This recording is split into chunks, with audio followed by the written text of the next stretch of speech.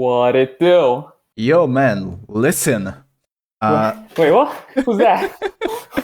Okay, so we have a collaboration today. With me is your big brain neurotrope, Draupnir. Hello. And we wanted to talk to you about a guy. We wanted to talk to you guys about the machines of war in like a podcast style video. So you can't really expect much video footage in the background. It will be more laid back. And you can like use it as a podcast. So you can listen to us at the gym or walk or when doing some house chores, whatever you like to do. Our smooth voices will be guiding you for the next few minutes or so. So, the Machines of War. First impressions, Draupnir, what do you think? I am quite relieved. I thought they were going to be a new level of power creep that we're gonna, completely upend the game and destroy everyone who didn't have them. From my understanding, they're more of a support unit, which is good, which I appreciate.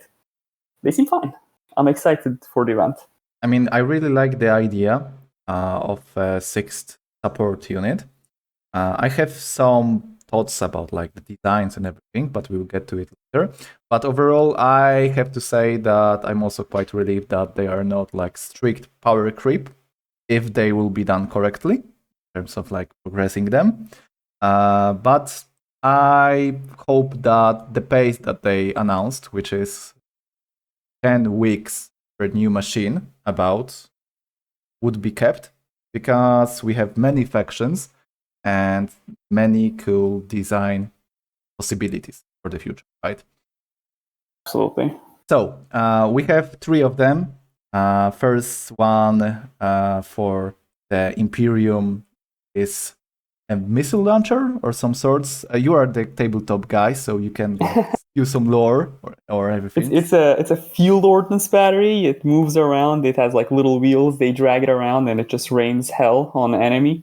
I'm a little surprised they brought this and not a basilisk, but because I mean the basilisk is around the same size as the forge fiend, but and I think that it's also more well known, right? Because like people that know the guard from things like Dawn of War and everything, they really know the machine and they really think that it's iconic to the faction. Yeah, when this got released, I was like, oh wait, what, is this still in the game?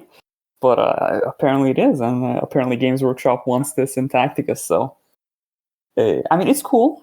The rocket barrage ability, whatnot, like Earth fires, that makes sense. The spawning Cadians, that was quite a surprise. I didn't expect that. I mean, it's like a VoxCaster on a stick, right? So, yeah, that's true.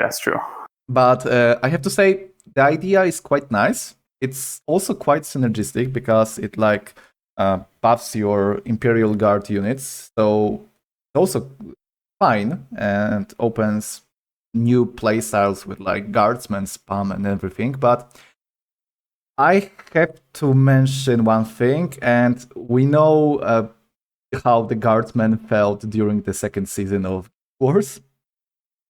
And this thing will be available to use in the Guild Wars, which you said that you want to forget that is more this. No, I don't say that. I just don't love it as much as guild raids. Okay, I totally agree. Guild raids are way more fun and like give you way more dopamine hits, I guess. Big numbers go brr, right? Big number go brr. Yeah, but I hope that the guardsmen aren't too strong. Like they aren't, for example, at epic tier, that they won't be equivalent of a level 35 guardsman, because you can use them every turn and they will get all the buffs like Medicay and everything. So I think that fighting them when they are defending might be miserable. Yeah, I can see this being, if people are bringing the Death Guard list that Nandi posted as a video, maybe you have a Thaddeus Noble or someone to reduce their movement by 1, and then this thing uses the rocket barrage ability do absolutely devastating damage. This seems good for Guild Wars. Guild raids, I'm not really sure. I mean, one thing that I want to mention about the rocket launcher and the Biovore is that they both summon on the free ability, right? So while the summons might not do that much by themselves, they can disrupt the AI, force it into a low ground or to a bad position and everything, right? So they can have some uses, I think. The summons can be quite good. The actives, it's hard to tell, to be honest, because I don't think that the numbers on the rocket barrage look that impressive, but I may be wrong, right? We don't have all the info. Absolutely, especially that plus damage ability on the barrage, where if an Astra Militarum enemy is within 2 hexes of it, it takes more damage. It's similar to Eldarion. Yeah. So I don't know which Astra Militarum you would want. The only one remotely reusable, I would assume, is Thaddeus Noble. Maybe Yarek, but I think Yarek fell out of favor a long time ago. Yeah, I think that Yarek. I right now wouldn't recommend people buying Yarek. There are way better choices, I think. But like, he has some uses, but he's like medium on everything, right? So I wouldn't be hyped about him. But maybe this new 6th unit and synergies will help him out, right? Because he will have way more guardsmen to buff. So this may absolutely be a good way to bring him back into the life and he gets some more summoner meta like we used to have. We can only hope. The dark times for me. So yeah, the rocket launcher, out of 10, how much would you rate the design? We are not talking numbers, right? We are talking about like how well it's designed and the idea behind it. The numbers can be tweaked, right? Yeah, design-wise, I'll give it an 8 out of 10. I'll be generous. It looks cool. It does something interesting.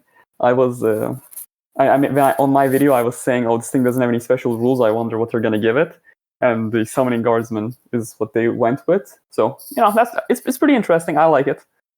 It is a cool model. Let's say that. Okay. That's a good opinion. I would go with like 6.5, to be honest, mostly because I think that the Basilisk would be better fit, and I wanted to see Earthshaker around in the game. So, yeah, but I really like the idea of marking a hex on the battleground and getting it destroyed next round. Like, that's a good design. I really like it, and maybe you could get it online with some stuns or different kinds of like suppressions that you mentioned. That could be a nice way to abuse it. So yeah, that's a fine addition to the game. Oh, I just thought of this Nigel active ability. You just pop it down, Basilisk Barrage. Goodness, that's a delete. Okay. So the next one, right? Yeah, next one. Which one do you want to cover? Let's do Forge Fiend. It looks cool. The damage guy. Okay. Damage guy. So sorry. Yeah, you go. I'm first things first. I am so surprised they gave this thing to Hades autocannons. I have God knows how much playtime on tabletop. I've never once seen the Hades autocannons because people always take ectoplasm cannons, and I was so confused when the silhouette got released. I was like, "What is this? I don't recognize this." I have to say that I recognized it like instantly because I used to play a Warhammer mobile game called Combat Cards, and a Forge Fiend was in there too, and it also had the same cannons. So I was like, "Holy shit! I loved that card, and it's back here." So yeah, I went like, okay, I know this. I didn't even know that he can have like different weapons. So I wasn't skewed towards different silhouettes, right? Yeah, absolutely. It's I like the fact that they release silhouettes. It's a little sad that they don't do silhouettes for the remaining characters. I mean, we can always tell which one it is, but I wish they did more of that. I mean, hiding things by silhouettes or in the login screens. The login screens also can have some things hidden sometimes, and I really like it. But maybe let's jump into the Forge Fiend kit quickly. So it basically is like the main damage dealer, right? So he gets his engine rolling and he starts to do more and more damage every round, basically. And he's like the active that you use with your munitions is also basically more damage, right? So yeah, I really think this has the most uses in guild raids because the active, which costs the resource, it's to clear summons, which is, in guild raids you summon your Bellator and then your Bellator summon starts going after the enemy and not attacking the boss. So this can deal with that. The demonic ordinance just doing damage. I mean, it sets something on fire, but say if you have, I don't know, Ahriman or another character with a flame attack that you can set the hex on fire, this thing just does more damage, which is, I think this might be one of the better ones for the guild raids. I mean, on the summon thing that you mentioned, I wanted to say that if the boss summons during his turn, that your summons will still be constructed, right? So the Silent King or Gazgul will still attack this way, but you can clear the summons that are on the map at the beginning quickly, right? So absolutely. And also, of course, Corodius Prime. So that's true. I never thought of that. Yeah, this will be amazing for Corodius. Get it paired up with Ulf, and they just clear the whole map every round. Oh, word. I reckon it will be possible to 1 or 2 tap Corodius now with Ulf, Jaeger, and Forge Fiend. Might be. This is, man, this is so cool. That's a nice combo, right? Yeah, absolutely. I mean, I actually prefer his passive over the active because I really like the idea behind it, but I'm wondering because it's said sets target hex and 2 hexes behind it on fire. If the hex is already on fire, it deals 3 times the plasma damage to enemies on it. So would it be possible that if you use it for the first time, it does not do damage, basically?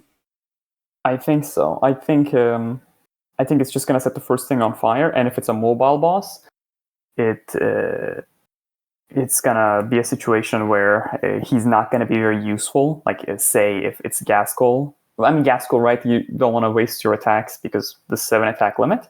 But I think this is more for like stationary bosses or for if you have a character that can set the hexes on fire, like Ahriman and whatnot. And he then goes with the plasma damage. Plasma damage, of course, has a great pierce ratio. That's Starquell synergy right there, right? That's true. It's a rare one. It's the third character that very rare. That can work with, I think. Wait, or does anything besides Starquell and I forgot the name. That's how little the characters use that people forget their names. It was that noodle guy, right? The Necron noodle. Tootmos. Tootmos, yeah. Necron noodle guy. Yeah. So that's 2, and the Dark Angels, I think, have some more plasma, but they don't really have the damage numbers to abuse it yet, right? So yeah. I think that the Forge Fiend getting the bonus from Starquell and his pierce ratio, that could be good. You bring something with fire damage too, to get it online as fast as possible. It is a very... I'm looking forward to seeing this unit in action. Like, when the first event comes on, like, 2 weeks from now, I think, by the time we're recording this, I'm either going to go Forge Fiend or the next one, which we'll cover later. Okay. Biovore. But one more question about the Forge Fiend and his free ability, right? We'll get to the free and paid part of the design. But what do you think about the crit chance stacking? So crit chance, the more you shoot it, you're probably gonna get crits, right? Because it stacks. It's good. I don't know if you can give items. I assume you're not gonna be able to give these things items. But the fact that you're probably gonna crit 3 times is fun. It's cool. I like it. I wish we had more things like this.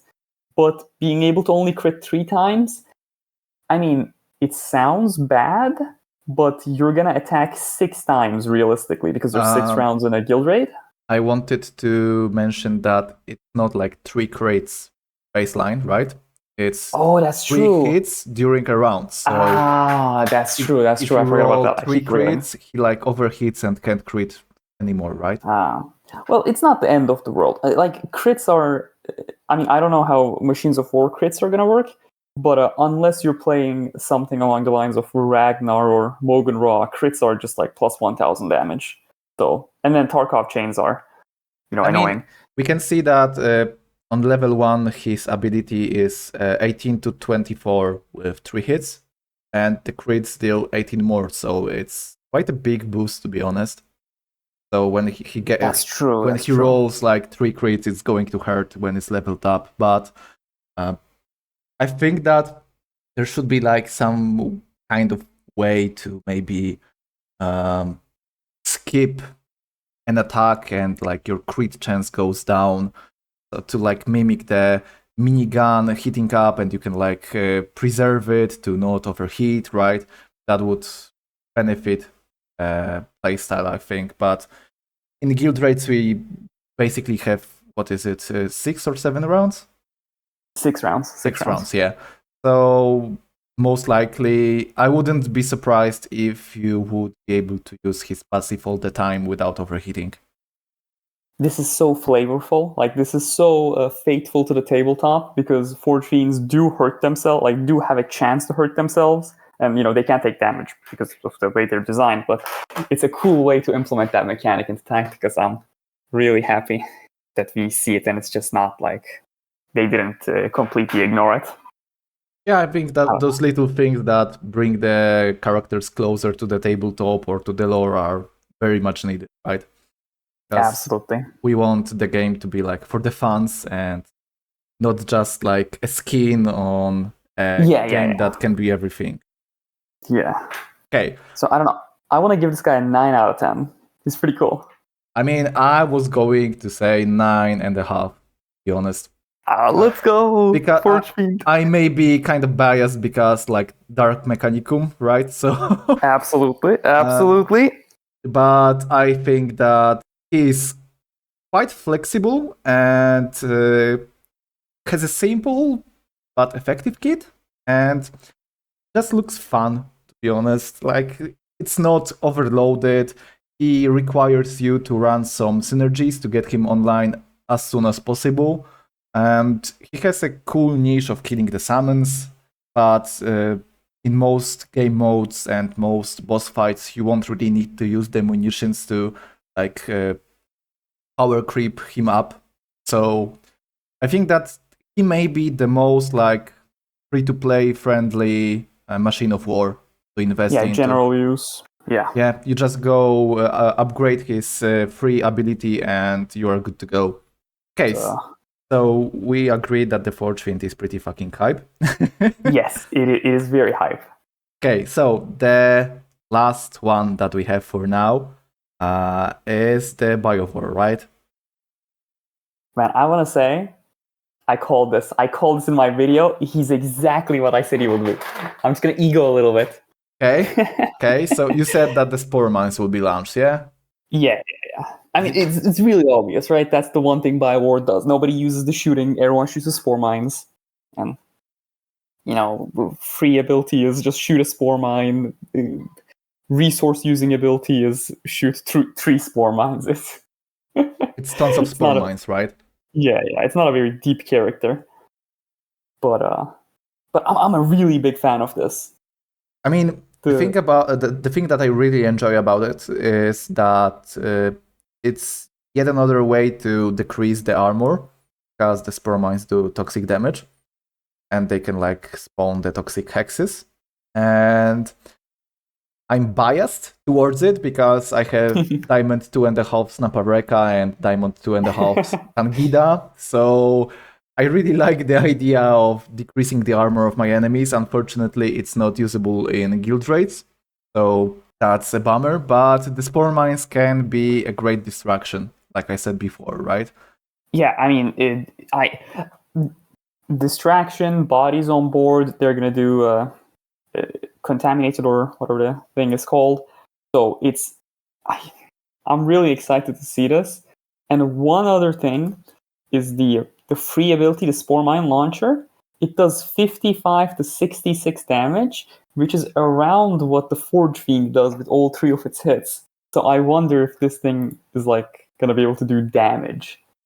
I Because mean, that should be good, right? yeah. And it also has like a high pierce ratio. So one thing. Wait. I thought about one thing. You know the combo against Morty that goes Archimatos and Vindicta. No. Okay, so there's this combo that you can do potentially. It's a niche one, but I saw a guy perform it well, to be honest, and getting great hits. You go with a full Archimatos demonic incursion spam, so you spawn all the bloodletters around Morty, do their damage, right? And then you use the Vindicta's active on Morty, and you hit Morty and you kill all the demons around. And this buffs Vindicta's Act of Fate. Oh, And Act of Fate. Yeah, and the Okay. second hit gets the Act of Fate proc, right? You can do the same with Biovore and the active. Like 3 Spore Mines. And you spawn them around the enemy and they get killed by Vindicta. When they die, they also explode with toxic damage and they spawn the hexes. So that's also a nice little combo that I think be fun. I wouldn't call it great, right? Because it's a niche one and clunky, but it's a fun thing to experiment with. Oh, absolutely. I mean, I keep saying absolutely, goodness. It's really interesting. The more they release characters with abilities that proc when things die, the more this character will be useful. So I'm looking forward to seeing it. One other thing is his active, which costs resources. It summons 3 biospores, or spore mines rather, and they all do the same damage. So I wonder if this guy will be the not free to play, pay to win, quote unquote pay to win character, where the play is to just continuously use his active ability to summon spore mines, which do like 3 times the damage of the Forge Fiend's free ability. I mean, I think that he is the most pay to win friendly. Like, he can overwhelm the enemy a lot because if you use the Fate ability turn 1, you get 3 Spore Mines that summon in a free hex, and they also like explode on death. So the enemy has to get rid of them, right? They block him, he can't move properly most likely, and he has to get rid of them somehow. One thing that I like is that they kinda balanced it out with giving the active ability Spore Mines floating death, which is like if they die with overkill, they don't explode, right? So that's a big balance thing that helps to make them not toxic, because they have very little health number, right? And they don't have any armor like grots, so they should be quite easy to overkill. But if you ignore them or can't like AoE them in any way, because if you have characters that only kill one thing, that's basically them using one action to spawn 3 spore mines and you using 3 actions to get rid of them. Absolutely. That God, I said it again. So, goodness, I'm gonna try not to say. Yeah, no. Actually, I'm thinking about it more now. I said the Forge Fiends because against mobile bosses, the Forge Fiend is just gonna continuously proc the fire part of his ability, and not do damage unless you can proc the fire. But I said, oh, you can use Ahriman. I don't have Ahriman. I don't really have a character that can do flames very well. So I might actually go Biovore unless I pull an Ahriman, which is not going to happen. I mean, you could also go Vindicta, right? That's true. Well, my Vindicta is bronze 1. Okay, mine is Iron 2, so I don't blame you. I have a friend that, shout out to my friend Lysander. He has a full team around Vindicta, and his Vindicta is like Diamond 3 and abilities at level 50. Full free to play, by the way. So goodness. Yeah, he really went all in for her. And he got Ahriman to Diamond 3 with abilities at 52. And the damage that he does to the guild raid bosses is amazing. And I have to say, I think that he cooked really well this time. He literally cooked. Yeah, he really cooked the bosses. That's what I like, right? I don't like the meta builds. I don't like following it. And this guy gets shit done with a character that is basic character that you get in the beginning of the game. So if any of you guys are thinking about beginner character to upgrade, go Aleph Null and Vindicta. It will be good. So yeah, I think that you should consider both of those, but it all depends, like, if you want to be more like free to play or pay to play, right? Hey, both of those are valid. Yeah, both of those are valid. Like, everyone does what they want with their money, right? Yeah. But I almost said it. I almost said it again. Absolutely. I want to give this guy a very solid 9 out of 10 as well. I don't want to prioritize one over the other. I think Forge Fiend and this guy, the Bioware, both 9 out of 10. I mean, I went with 9.5 for the Forge Fiend. I would go for 8.5 or 9 for the Biovore because it doesn't require that much synergy and he isn't like that open, that wide with his synergies. He just spawns little guys that explode, right? And I really appreciate the Forge Fiend's design that requires you to run flame and everything. So I think that both are great and both will be good when you build around them properly. But I just like the Forge Fiend more. That's it. Forge Fiend does look cooler. Yeah. The art department always does a good job. Yeah, I have to say that the models are really great. Wish that we could get some of the older ones upgraded one day, but one day, hopefully.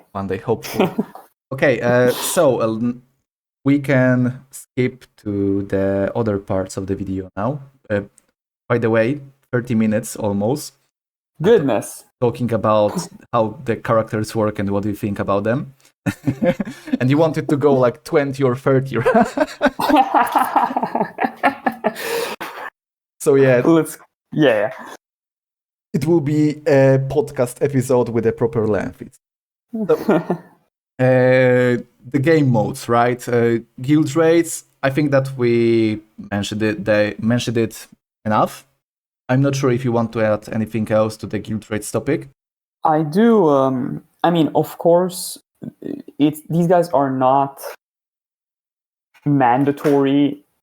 Someone having, a Forge Fiend over another person not having Forge Fiend is not going to do crazy amounts of like hundreds upon hundreds of thousands of more damage. That's not going to happen. However, the top guilds, like I know what's going to happen probably is who are the top guilds right now? There's Bloody Rose, there's Nandi's guild, Alpha Legion. Alpha Legion, the Weavers of Fate, Bloody Rose. I think what's going to happen is, say the Forge Fiends adds, I don't know, like 10,000 damage over a guild raid, like 6 rounds.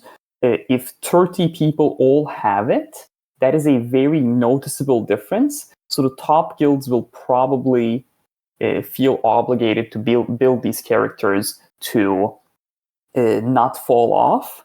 But the normal, like, I don't want to say normal as like abnormal, but the people who are not exactly top 3 guilds, they're not obligated to build them, which is good, which I like. I mean, the thing is that the first incursion will mostly be blindfolded, to be honest, because we won't be seeing any full numbers, or we won't know how good the machines deal with the different guild rate bosses. So that's a problem that some guilds will just like pick more the Imperium machine, the Rocket Barrage one. And for example, they would be screwed because it turns out that the Forge Fiend is way better, right, at the guild rates. And many people agree that the guild rates are the most important game mode in the game. So that's one thing.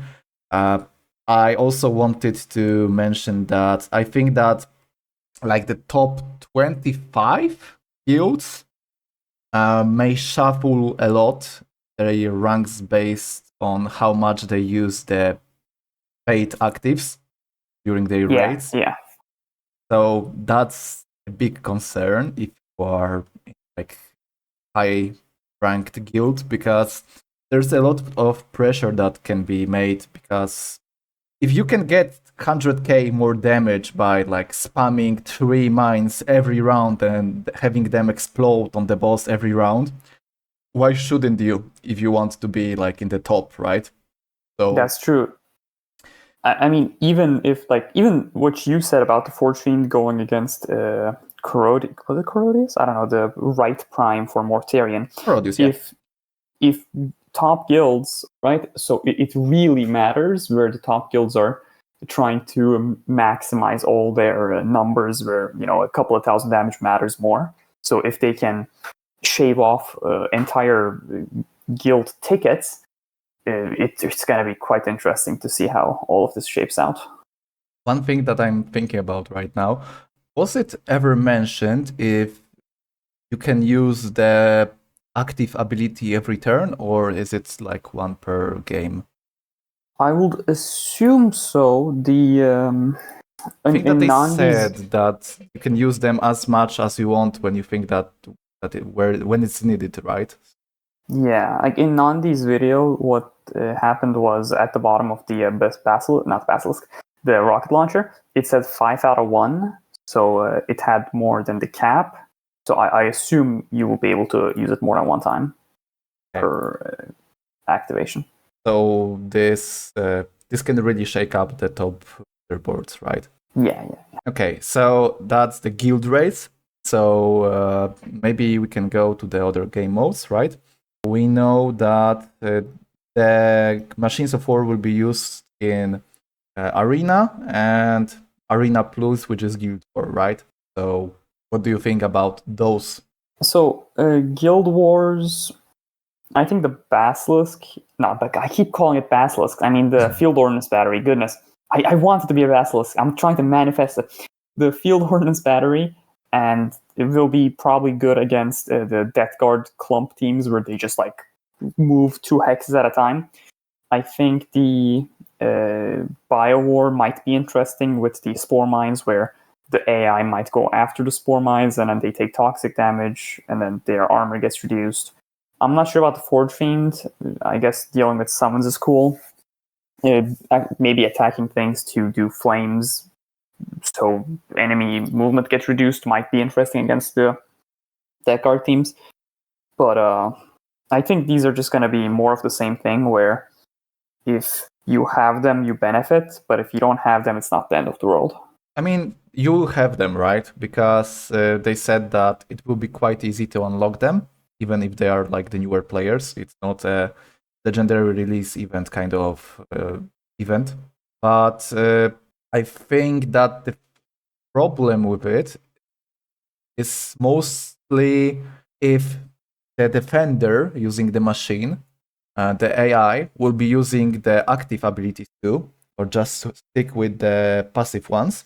That's one thing. because if it will be using active like once per game or something, it changes a lot. And the thing that also concerns me a little is that you will be able to win fights that you shouldn't win in Guild Wars just by spamming the munitions. That's true, because there's no round limit on those. Yeah. I So see.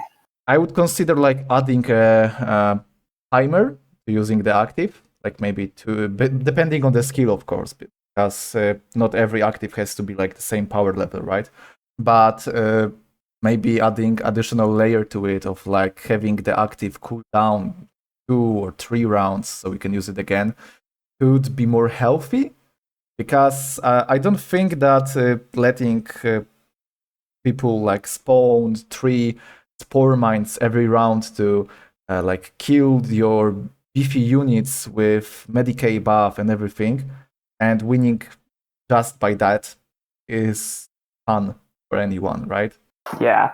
We'll have to wait and see to what all of this will entail. We might be completely wrong and these are balanced, or without the numbers it's difficult to tell what's going to happen. Yeah, that's just like trying to think about possibilities. We don't have any hard info. We are trying to get into the creator program. Apes together strong. So yes, indeed. So yeah, that's the Guild Wars and Arena. I don't think that anyone minds Arena. I don't play Arena. I don't play Tournament Arena. I don't think they're worth my time. Okay. Look, I'm mad. I'm sorry, Snowprint. I've been told Arena's good. I just don't see it.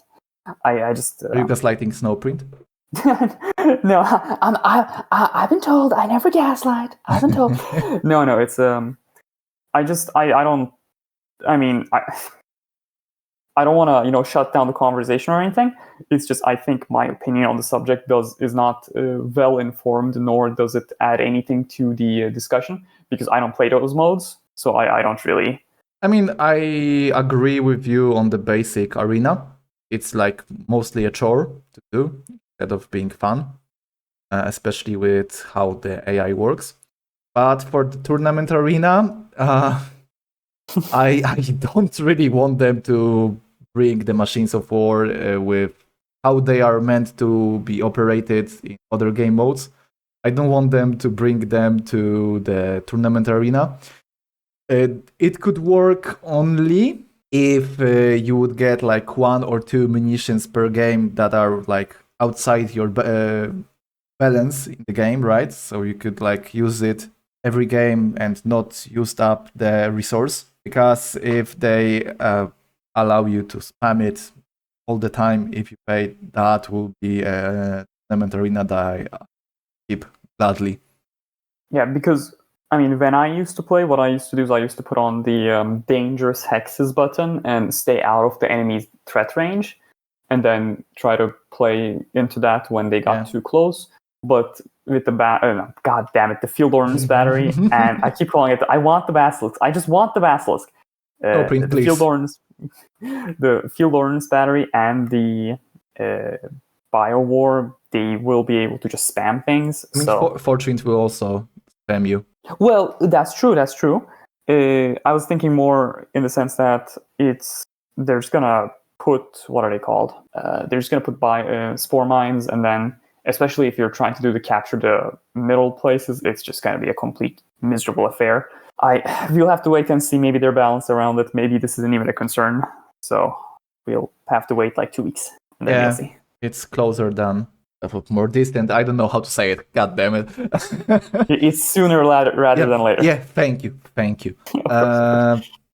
So, what can we say next? I have predictions. Predictions. Okay, my predictions are always right. No, they're not. Okay, so we know what they are, right? They're releasing mostly shooting platforms. I really want to focus on one thing. Let's see. In Nandi's video, I don't know the exact point, but they did say that the machines of war are in 4 minutes 59 seconds. Wilhelm answers. Machines of War would would lend support / firepower.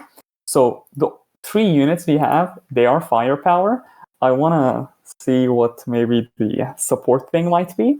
Perhaps a thing that doesn't attack the enemy, but it gives you, I don't know, +1 hit in melee or something like that. They said that the Machines of War will have passive or active second ability, right? We right now only have active ones. So I am mostly hyped for the passive ones in the future, to be honest. And I was talking with the guy that I mentioned before, Lysander, and we were talking about like designs that you could do for the machines that buff your team or restrict the enemy team. So we can go to the predictions now, right? Yeah, okay. I'll do. I'm ready. I've been ready for this. I was gonna make a video about this, but I was like, nah, I'll say it here. It'll be cool. It'll be like exclusive for this podcast thingy. Yeah. So Ultramarines, I think they're gonna get a Ballistus Dreadnought. Like people want to see box Dreadnoughts, but I keep saying it. The only reason this game exists is so Games Workshop can sell minis, and box Dreadnoughts have been replaced from the Games Workshop stores. So the Ballistus Dreadnought is like the new hotness. It's like a big box dread with missiles and auto cannon melta. So it's just a good shooting platform. It's, Games Workshop has been pushing it. Nothing crazy, just shoots, right? Nothing crazy. Okay, but what about things like Whirlwind? So Whirlwind, absolutely. Whirlwind. The thing I come down to is they said in the Nandi video is they want to bridge the gap between guild raid bosses and characters where people can bring the bigger things, but not too big. Yeah, Whirlwind isn't that big. Whirlwind isn't that big, but Whirlwind is essentially the same size as Basilisk. So I'm thinking maybe the Forge Fiend is as big as they're willing to go, because the Forge Fiend isn't a small unit, but the Biovore and the Field Ordinance Battery, they're pretty small units compared to some other things we have. Okay, so you think that the Forge Fiend size is like the limit that we are going to reach? Yeah.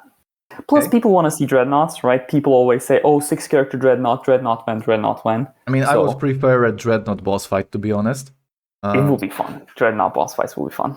Yeah, tons of different weapons and abilities, right? So, okay, that's the Ultramarines that you think. Okay, what about things like Adepta Sororitas? I have one thing that I want to see from Sororitas.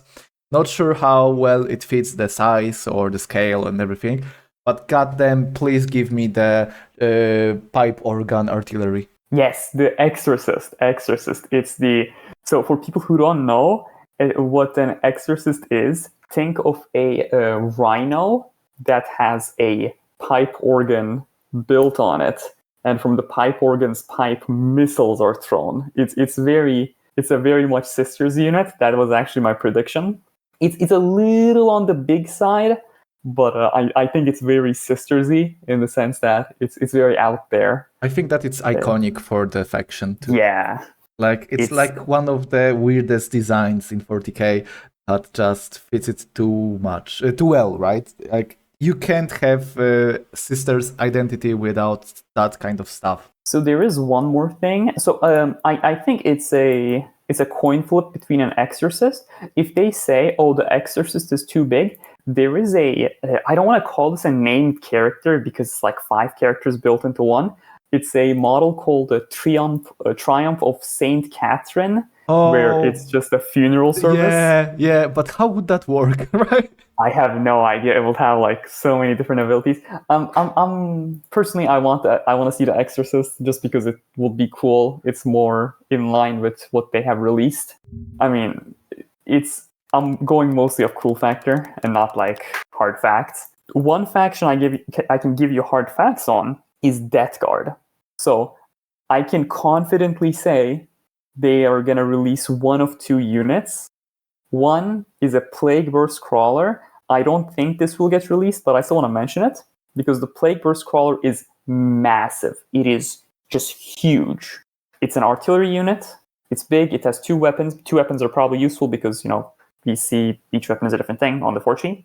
Okay. But what we might get is a Mipitic Blight Hauler. This is a much smaller unit. It's a demon engine. It's like a vehicle infused with a demon. It has a multi-melt. It has missiles. It has like little teeth at the end. I'll send the pictures to you later. Sure, I will put them in the video so the viewers can see them too, right? So yeah, I think Mipitic Blight Hauler is what we will get most likely. I'm like confident about this. okay. I think the Plague Burst Crawler will be cool too, but it's just so big. Like this is the same size as the Rogaldorn Battle Tank, which is crazy. Maybe not as like tall, but width is the same size. I was thinking when we are talking about width, I was thinking about Great Unclean One. Because I would love, the most contact that I had with him was in the Dawn of War series, mods and everything. And I would love him to like vomit on the enemies from the distance or like pull them with his insights, right? Yeah. I think that that would be a nice niche because the Death Guard as a faction are meant to be slow, and giving them a Great Unclean One that can like grab the enemies with his insights and pull them closer would fit to like get the Death Guard closer to the enemy faster, right? That would be good. That would be a way to counteract their slowness. Yeah, but it's also kind of a guild raid boss kind of unit. Yeah, Great Unclean One is very big. It's Mortarian sized, essentially. Yeah, so that wouldn't be that epic. Hey, you never know. Maybe they'll just they'll do it. I mean, I'm kind of hoping that they will get to give us more Death Guard or Orc or Eldari boss fights in the future, right? I hope so. Man can hope. Speaking of orcs, orcs have a lot of DACA, absolutely. They have a lot of big models. Like I can absolutely see them bringing a truck where it just spawns boys, like 2-3 boys every round, similar to the Field Orn's battery. But so my guess here, my prediction here will be wrong for sure.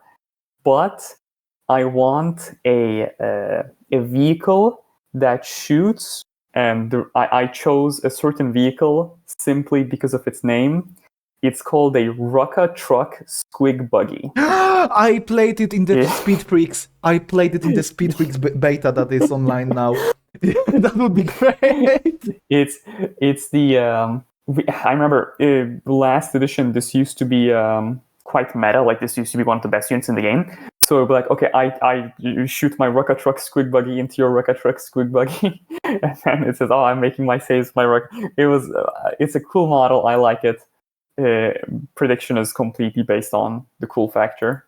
So the thing would basically shoot exploding squigs at the enemies, right? Yes. Yeah, that sounds so orky. I love it. One thing that cool. I would like to see is a unit. I don't know the name. I'm sorry, you have to fill it. There is this kind of a turret that can like grab things and pull them like vehicles and throw them and everything. It's a I know what you're talking about. It's called a kill rig. It is a massive squig, and there are orcs on top of it where they build like platforms, and it has a big harpoon where the tabletop fluff was if you hit something with it, that the enemy that was hit, they can't move too far away from you. It's essentially simulating, you harpooned a whale and like it can't get away. Escape. Yeah. It will be really cool. It will be really funny. I would love that. Yeah, the orcs have tons of possibilities, to be honest. It's like one of the most fun factions, so we can get many fun things. Just make them better than Tank Smasher rework and it will be fine. Orcs are, when all the reworks or whatever they call it, that gets done, I think we'll see some very interesting things. I mean, the orc machine of war should also like work with their identity in gameplay perspective.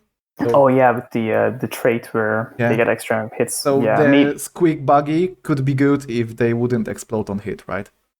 Yeah. Make them like kind of a side grade to the Biovore, kinda. Yeah. Other than that, there are a few more I had. These are all. So from this point onwards, I'm comfortable about one of these. Other ones are just wishful thinking. So Right.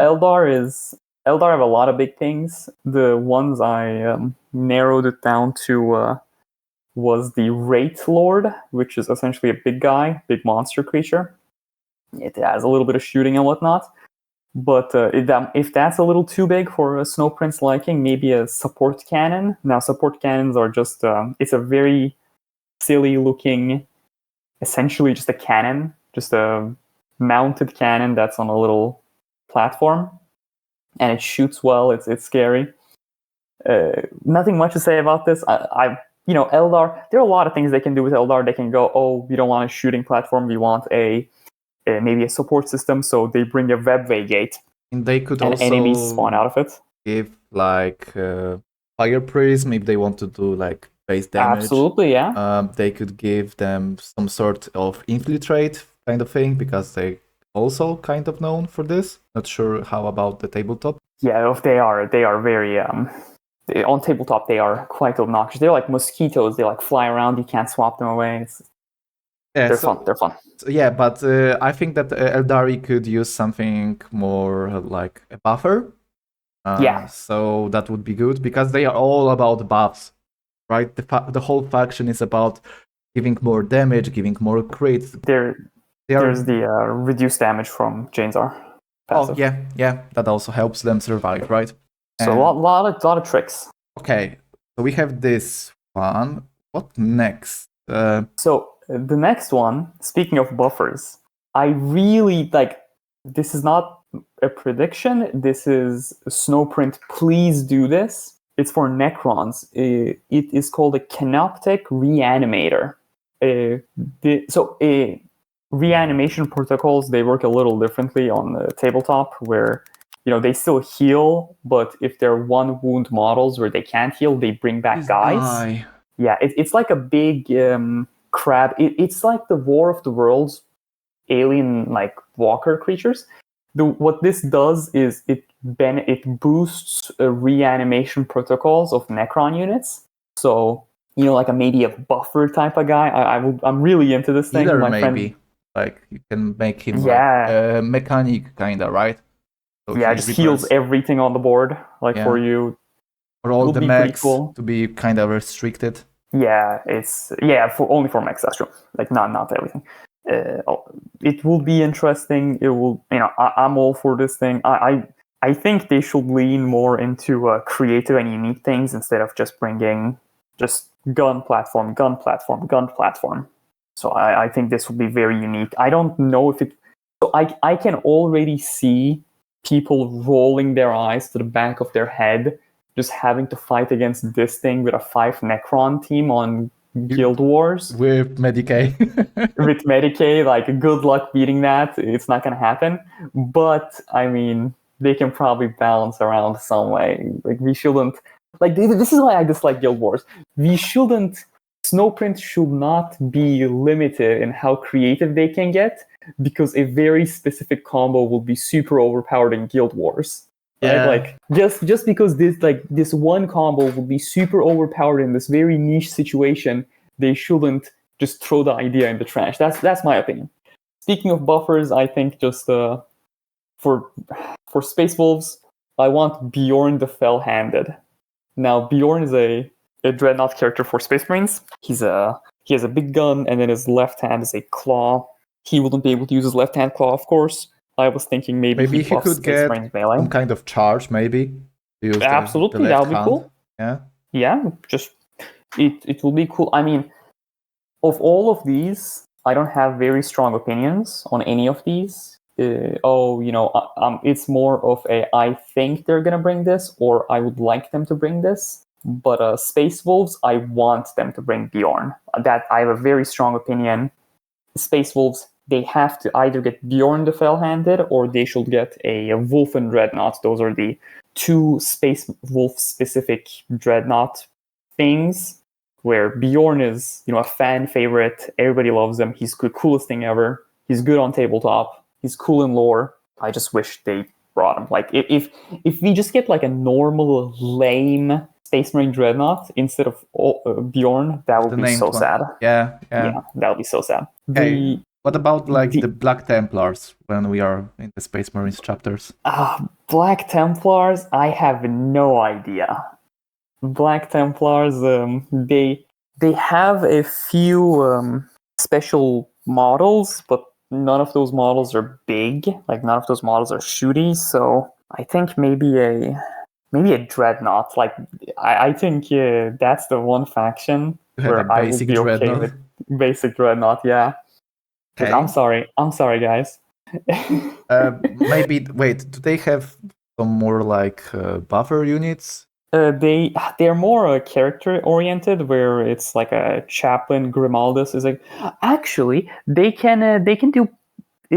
I know, but Grimaldus isn't the machine of force. It's like a character model with like 3 servitors, like 3 humans following him around. Yeah, I don't know. Black Templars, I'm not really sure about.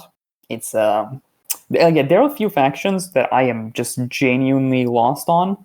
Black Templars is one of them. World Eaters is another faction. Like World Eaters, I can probably see a Hellbrute because they don't have any other shooting.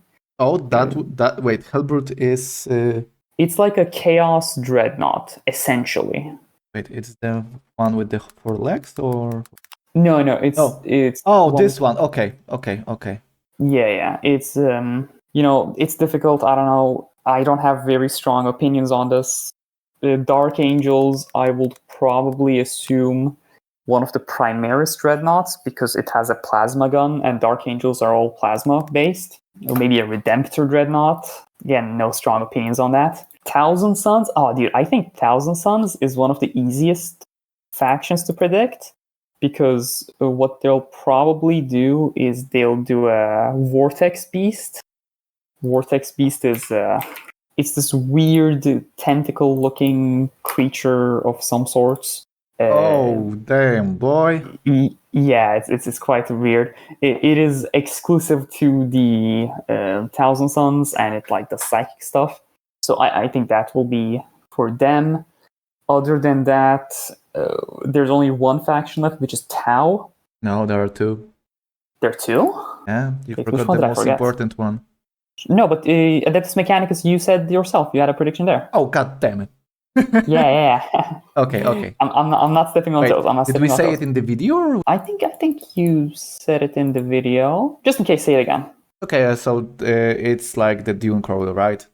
Spider kind of tank. So that's an easy one. So it's like just the damage, right? So we can skip it.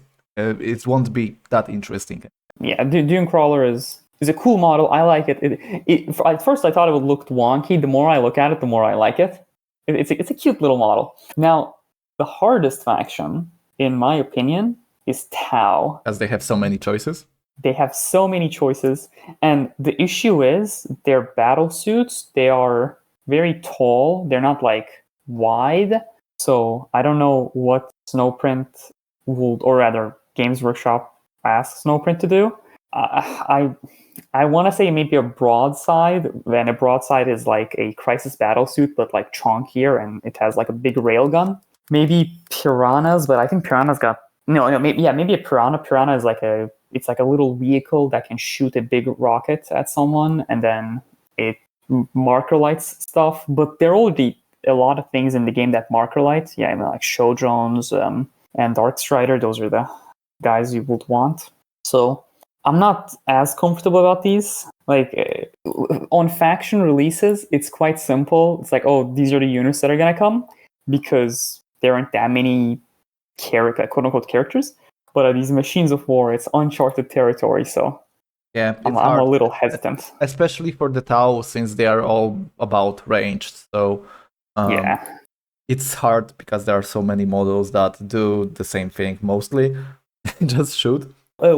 One thing one thing. This is my big conspiracy theory. Okay, I'm gonna put on the tinfoil hat. Okay.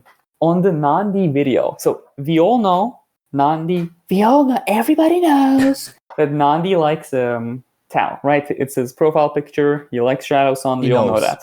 The Wilhelm, like the person he interviewed, is the who's Wilhelm? Wilhelm is the studio director for Snowprint Berlin. His profile picture is Anwa, which is the Tau supreme leader, whatever. And Arvid, which is the lead game designer for Tacticus. His profile picture is Commander Farsight. So, it's all Tau. So if there is one faction that I think won't disappoint when it comes to Machines of War, it's going to be Tau. I think we're going to get some real cool units with Tau. Or at least I can hope. Yeah, I think Tau are quite fan favorite. I see lots of people liking them in terms of like the tabletop designs and in terms of gameplay in Tacticus, right? And the company representatives also having like those profile pictures shows that they make sure that they are fine and fun to play. So can be pretty. We are in good hands. We are in good hands. Yeah, it won't disappoint, like you said. I'm excited. I'm whenever a new character gets released, I anticipate what's gonna happen. It's like, oh, I want to see what this does, but I'm never like actually, oh, I can't wait. Like I'm actually. I mean, I had it like for Admech, so I don't know if you had it for the Tyrannids being added back in the day. But I was so happy. Yeah, the moment I saw the Admech reveal that they are the next faction, I immediately stopped using energy and banked up 3,000 energy for Actus. Goodness. Yeah, that's that is the way to go. Yeah, I'm thinking about doing it the same way now for the last Admech character. Oh, Admech, it's gonna be a legendary release event, no? Or no, it's not gonna be. It's not gonna be. That's true. It got leaked. Nandi leaked it. Yeah, Nandi leaked it. Or well, not Nandi, like. Revealed, he covered it, right? He covered. Yeah. So the last one is said to be uncommon. We will see. Yeah. We will see. Just next month, probably, hopefully. Or 2 months, or that's true. That's true. A year or two when the next reward drops. I don't know. So, anything else that we want to touch, or did we cover most of the things? I think that was everything we wanted to talk about. Yeah, I think you talk about characters, usability, predictions. Yeah, that was all I had written down. The upgrades. Oh yeah, the upgrades. That's a hot topic. We pushed them to the back of our minds to forget. Yeah, we wanted to forget. I saw an image somewhere. It's not on Nandi's video, which is really surprising. But the upgrades, they didn't seem that bad to me. But the consumable item, it scares me, whatever it's called. I don't want the little batteries, right? Yeah, so I don't really have a full grasp of how everything works because it hasn't been released yet. But I really hope the way batteries work is you use batteries too. My man, I think that I found the thing that you may be thinking about, kinda. Oh, can you post it in the Discord, please? I mean, it's from the Nandi video. I think that you were thinking about the Incursion bundle because it gives you different resources to upgrade your machine. So that could be a small nudge in the right direction. Maybe it's. Yeah, it's. I just want to see, because if these things are there are multiple ways these things can work. If you get them, you unlock them, you can bring them wherever you want. However, you can only use their active ability with a consumable resource. I think that is way more enjoyable than, to bring a character, I have to use a consumable resource. Because I want to upgrade the character, I want to play with it. I don't want, the character's ability being locked behind an arbitrary wall, I can live with that, it doesn't bother me. But the entire character being locked behind some arbitrary consumable resource, that would be really annoying. Yeah, but I think that it's basically confirmed that you can use them all the time, just the active ability is restricted, right? That's fine. It's not Yeah, so I'm okay with that. they said that you won't be needing experience, I think, right? Oh, thank God! Oh, thank God. Wait, I'm not sure. Wait, Okay. I think so. I'm not 100% correct. I will put info on the screen right now for the people to like sure if anyone wants to check. I will check the interview again after we record, right?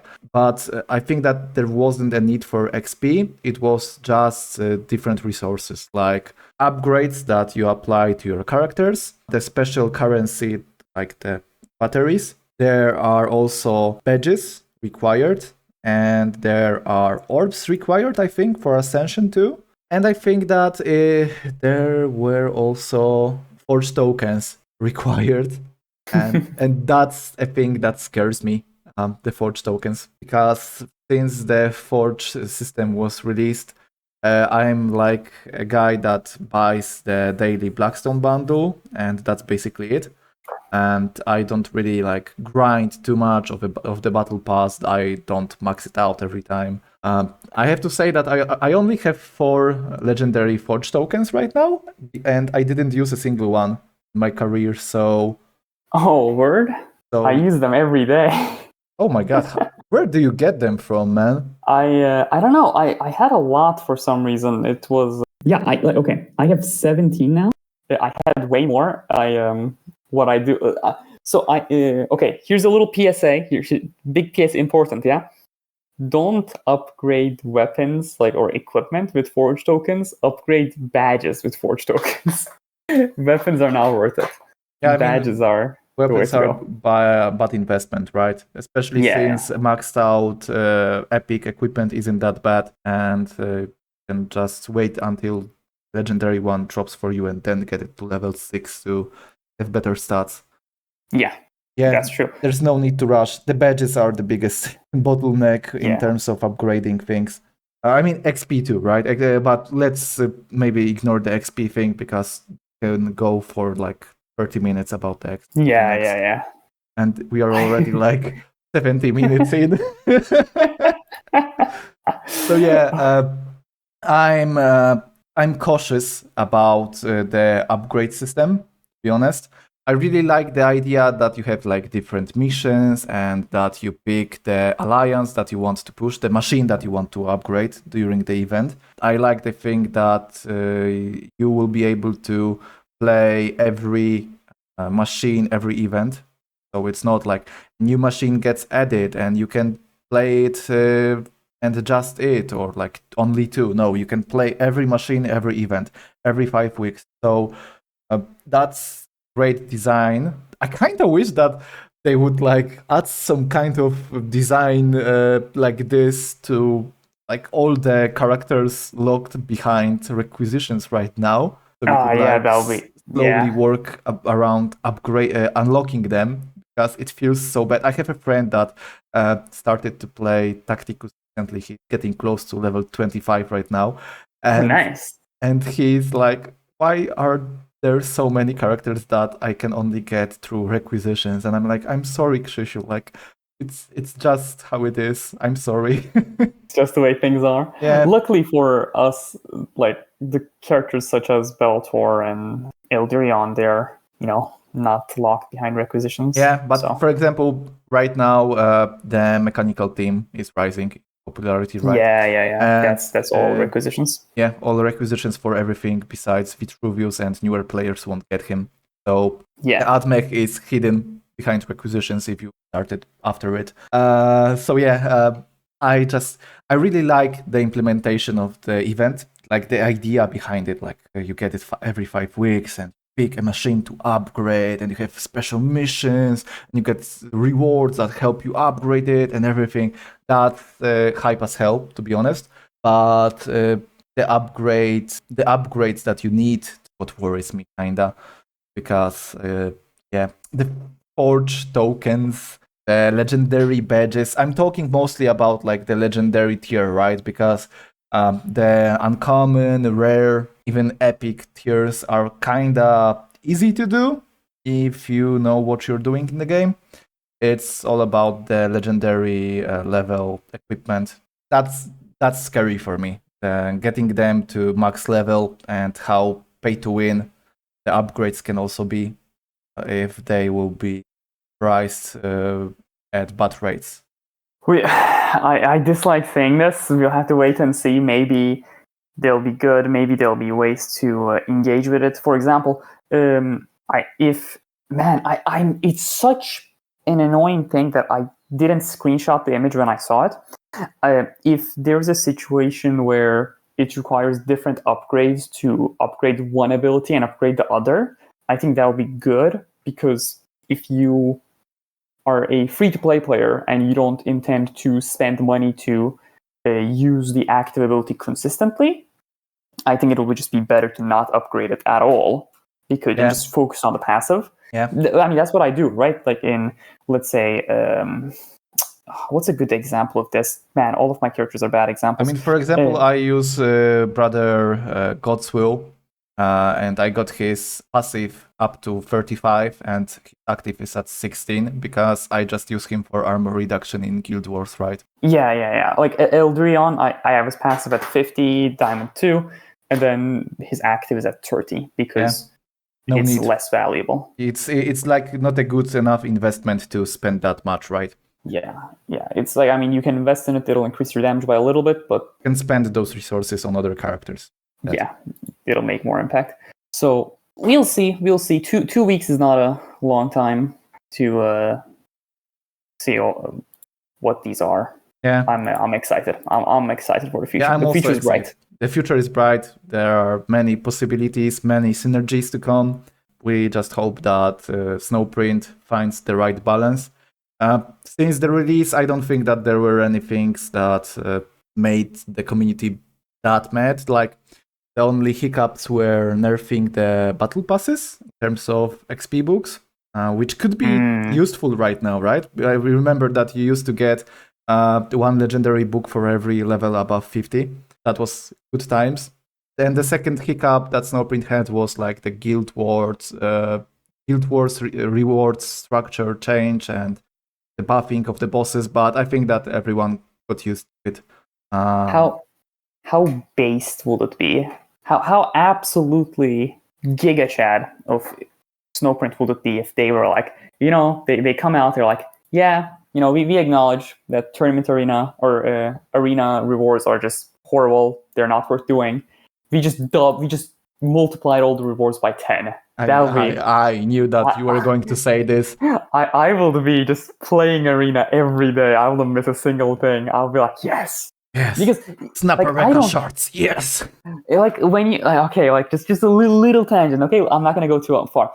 It's when you get a legendary book, you're like, oh, it's cool, and then you go to apply to your character. It's like, oh, I need 200 legendary books to level up one character to 50. It's just that. Yeah, I mean, I got to like 120 books to get raw from Gold 1 to Diamond 2.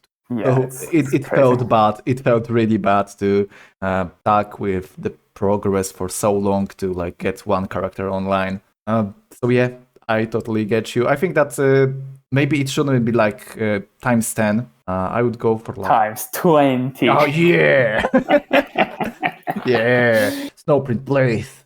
I would consider like giving us like more stable legendary book income from different sources, right? Because right now it's only Rogue Trader and guild credits. That's basically it. So maybe like making Arena have a guaranteed epic book for every crate that you open, and giving guaranteed legendary books for every season end and for every final crate. That would be a way to like push it, make people enjoy the mode a little bit more because of the rewards, right? Because, for example, Onslaught is a game mode that is also like boring as hell to play it for some time, and you still want to play it because the rewards are just good, right? Yeah, they're really good. Yeah, so you are like, okay, I can manage it. I will just kill some useless Tyranids, don't worry. The shard, the badges, the orbs will be worth it. If they could get Arena to the same level of feeling rewarded for doing basically this core, that would be good. I would also love some trap run changes, because trap run is like the biggest pain point for me. I even prefer arena over it, to be honest. It's they're working. They're trying to make the game better. Well, we should. I sometimes go a little too hard on Snowprint. Yeah, I mean, the game is good, right? It's not like we are criticizing everything and all. Yeah, it's just nitpicks. There are some nitpicks. There are some things that could just use some small changes to make the game feel better overall, like more rewarding and more free-to-play friendly, right? So yeah, it's not like a huge thing like, oh my god, cancel Tacticus, don't play this game and everything, Snowprint sucks. No, Snowprint has been getting better and better at communication, at content drops, at features, bug fixes, quality of life things. Like, it's all heading in the right direction. And me saying things, you saying things about like rewards or game modes or the risks of pay to win mechanics, it's just feedback from us because we really like the game and we want to see it thrive and be fun for as long as possible, right? So yeah. I mean, I like the game enough to spend as much money as I did on it. Yeah. Okay, so we may be ending right now, right? Because it's basically 80 minutes of all talking. Oh, I wonder if any of you guys got to this moment of the video. If you well, you'll edit it, so it'll be shorter, yeah. I mean, little bit. Little bit. Maybe I would like try to cut the little breaks between us or something. I won't be doing that much audio editing because, as you said, this kind of conversation feels more natural and more direct with the viewers. So I really like the idea of it, like casual and natural, just our conversation. Right? If you guys want to help my big brain guest out, you can visit his channel. He has tons of hot takes and great cooking ideas and overall nice editing style, and I really like watching his videos, to be honest. And if you want to support him in game, you can use his friend referral code that will be on the screen right now. So yeah, do you want to say anything else, Draupnir, or? Well, thank you very much for having me. This has been a very pleasant conversation with you, and and I greatly appreciate it. I mean, we can do it sometime again, right? So absolutely. So yeah, I really enjoyed your company. Thank you for visiting my channel and invading it with your intro. Well, thank you for having me. So yeah, thank you guys for watching. If any one of you got to the end, please drop us some feedback. We will greatly appreciate it. And please remember, the machine is eternal.